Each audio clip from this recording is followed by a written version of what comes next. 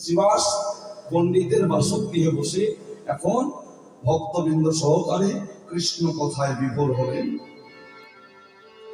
আর এমন তো সময় আকাশে উদিতমান পূর্ণচন্দ্র তার জ্যোৎস্নাকে আদেশ করছে। কত সুন্দর কথা দেখুন, জ্যোৎস্নাকে আদেশ করে বলছে, এই জ্যোৎস্না, কিরে রাত তো গভীর হলো, এই তো সেই তিথি রে, যে তিথিতে বৃন্দাবনেশ্বর কৃষ্ণচন্দ্র ষোড়শ গোপিকাকে সঙ্গে করে বৃন্দাবনে রাস রচনা করেছিল, গোপীদের মনোবাসনা পূরণ করেছিল, ভক্তের অধীন ভগবান আমার। তাই যদি হবে, শুনেছি সেই ভগবান নাকি কৃষ্ণচন্দ্র নদিয়ার বুকে নিমাই হয়ে অবতীর্ণ হয়েছে, তাহলে আজ যে সেই তিথি, আমার ভগবানের কি একবার মনে পড়ে না? আমার ভগবানের কি একবার হৃদয়ঙ্গম হয় না? শুধু গোপিকারাই ভক্ত, আমরা না হয় সঙ্গ করতে পারি না, অন্তত পক্ষে আকাশ থেকে ভগবানের লীলা দর্শন তো করতে পারি না। জানা একবার খুঁজে দেখ না আমার ভগবান কোথায়। চাঁদের কথা মতো আজ্ঞা পেয়ে জ্যোৎস্না ছুটে এলো নদিয়ার মাঝে। এই পৃথিবীর বুকে পথে পথে ঘাটে ঘাটে ঘরে ঘরে উঁকি দিয়ে দেখতে দেখতে হঠাৎ করে ও জ্যোৎস্না দেখছে শ্রীবাস পণ্ডিতের ঘরের মধ্যে বসে আছেন মহাপ্রভু জানালার দিকে মুখ করে। আর জ্যোৎস্না যেই না উঁকি দিয়েছে, আর জ্যোৎস্নার আলোটা আমার মহাপ্রভুর মুখমণ্ডলে যখনই পড়েছে, মহাপ্রভু পুরবের কথা মনে করে চিৎকার করে বলছে, শ্রীবাস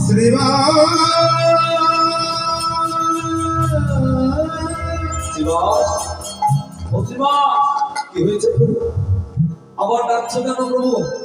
আবার দরজার কপাট খুলে দাও।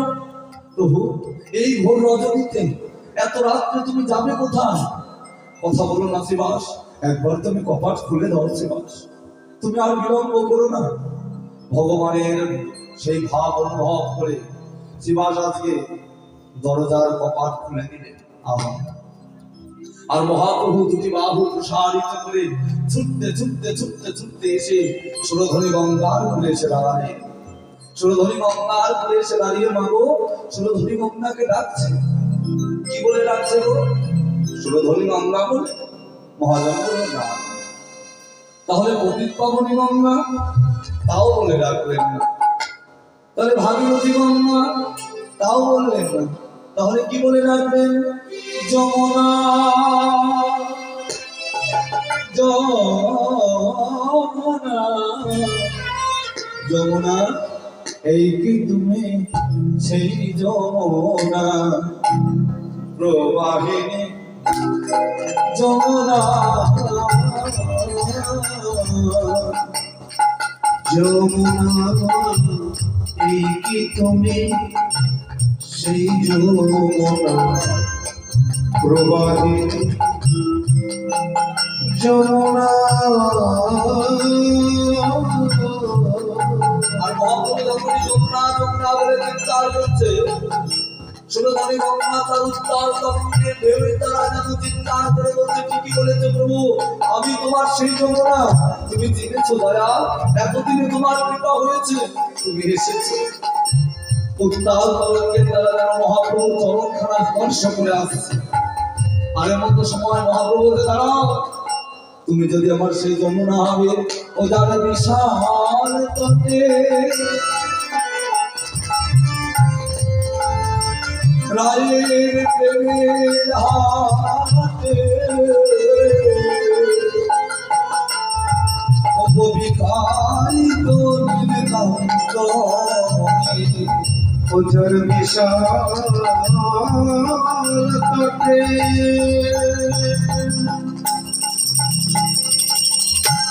রূপের হাটে বিবাই তুমি কান্ত। কোথায় সেই ঘাট? কোথায় রাধারানীর প্রেমের হাট? বলো, ও তার বিশাল তটে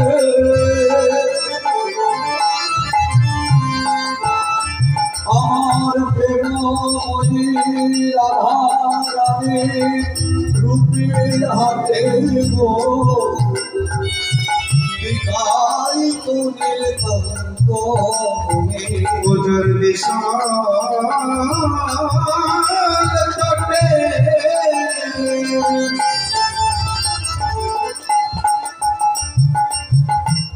রূপের হাতে বিকায় তোর কান্ত মনি।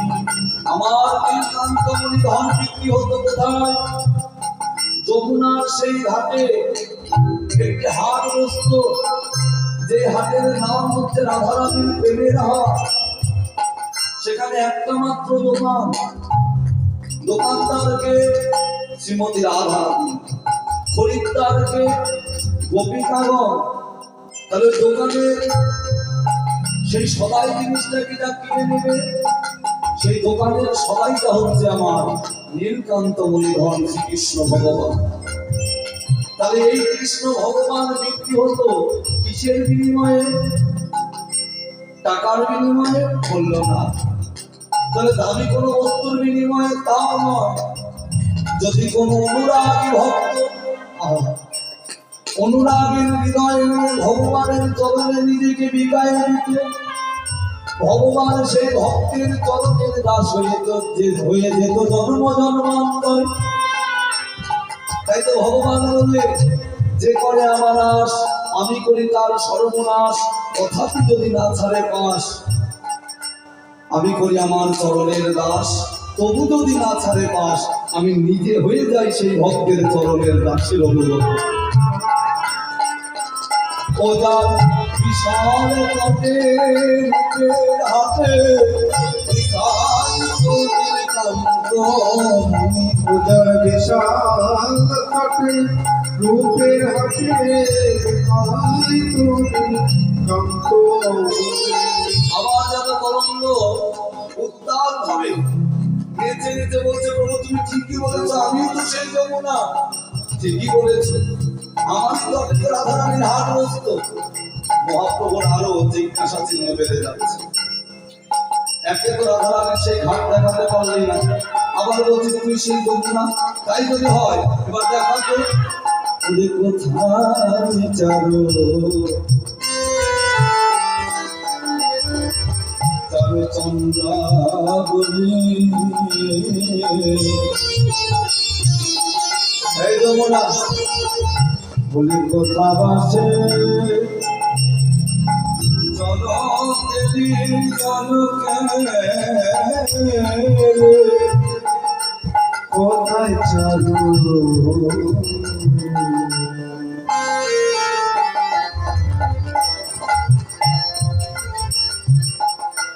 চন্দ্রবলি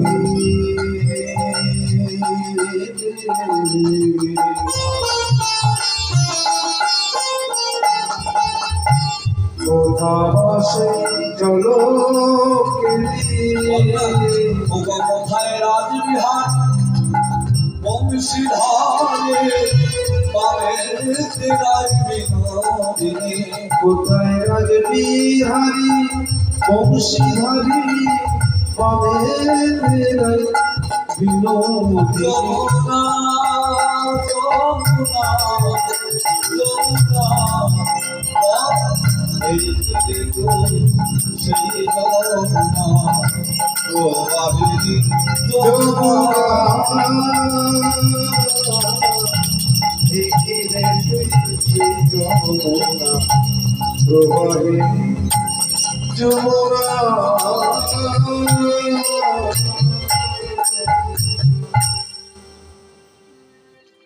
এখন সুরধনী গঙ্গা কেঁদে কেঁদে বলছে আমি তো সেই যমুনা।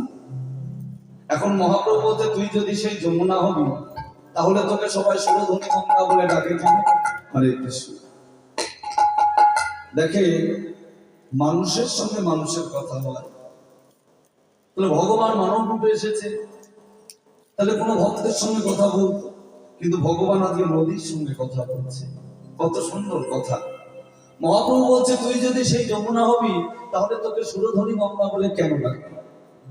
তখন সুরধনী গঙ্গা কেঁদে কেঁদে বলছে প্রভু প্রভু গো বৃন্দাবনে আমি যখন যমুনা ছিলাম, যমুনা ছিলাম, আমার বক্ষে তুমি রাধারানীকে সঙ্গে করে সঙ্গে নৌকা বিলাস লীলা করাবার সময়, যখন নৌকা বিলাস করেছিলে না, তখন তোমরা দুজনে মিলে আমার পক্ষে যুগল চরণ নিয়ে ঝাঁপিয়ে পড়েছিলে। তুমি কি ভুলে গেছো বলো?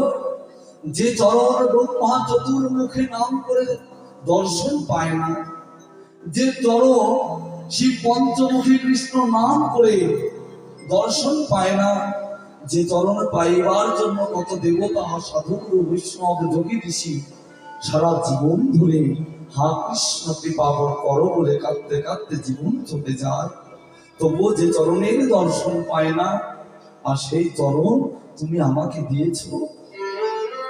তুমি বলো তো প্রভু, এই জগতে কে ধনী? অর্থ সম্পদে যে ধনী সেই কি ধনী?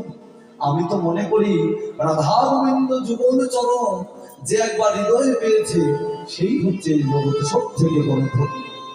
তাই তোমাদের ওই যুগল চরণ আমি হৃদয়ে পেয়ে আমি যমুনা নাম পরিত্যাগ করে আমি সেদিন হতে ধনী হয়েছি। সেদিন ধনী হয়েছে, আমি সেদিন ধনী হয়েছি।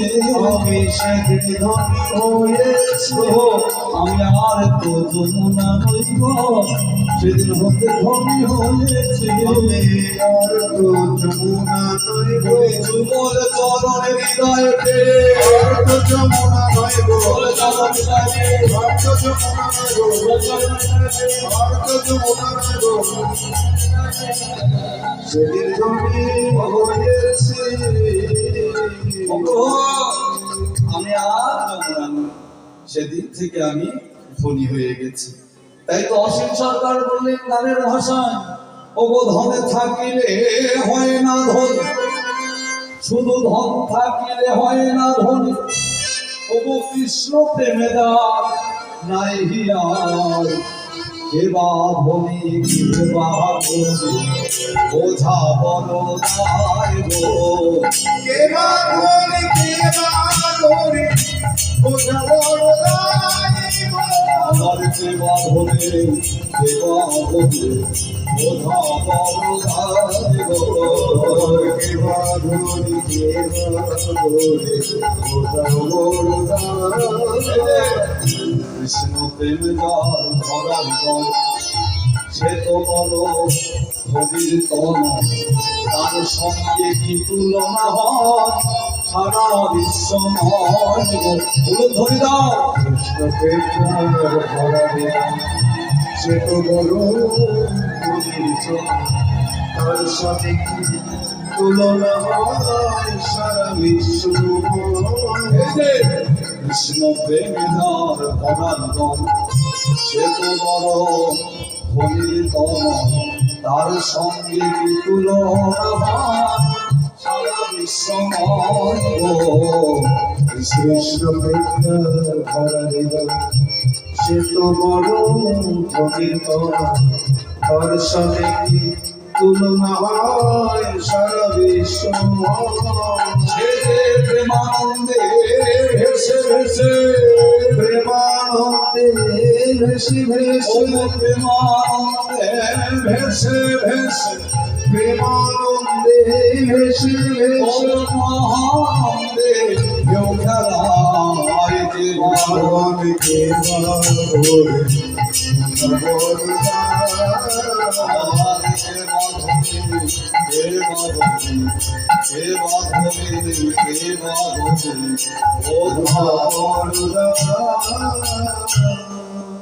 তাহলে জানতে হবে এই জগতে টাকা পয়সার ধন সম্পত্তির মালিক হলেও সে মালিক নয়, সে ধনী নয়।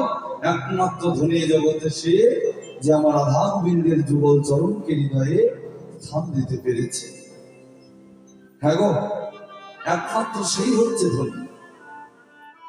কেননা একটা কথা মনে রাখবে, অর্থ সম্পদ মানুষের জীবনে আত্ম অহংকারকে বৃদ্ধি করতে পারে, কিন্তু কোনোদিন মোক্ষ প্রাপ্তি করাতে পারবে না।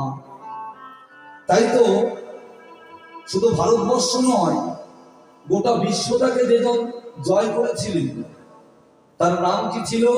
ইতিহাসের পাতায় পাওয়া যায়, তার নাম হচ্ছে আলেকজান্ডার।